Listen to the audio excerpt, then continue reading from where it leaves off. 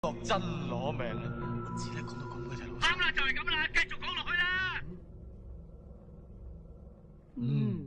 張無忌係咪外賣仔不慌不忙，雙掌運圓成盾，使出乾坤大挪移，將七傷唔係啊嘛，出到乾坤大挪移。外賣仔連消帶打，大喝一聲，霎時之間擂台鬼影重重，成個場都係外賣仔嘅身影。大師兄根本冇辦法分得出邊個先至係外賣仔嘅真身。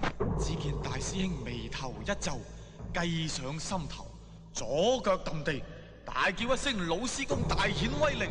原來佢飆起同上嚟噃。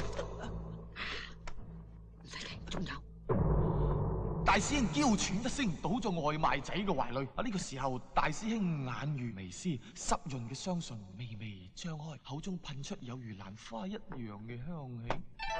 妹妹，得噶啦，讀啊！對住如絲尤物，佛都會動心啦。外賣仔一手抱腰，另一隻手偷偷地從大師兄衣襟滑入，喺佢豐滿嘅雙峰附近，周圍任意遊覽。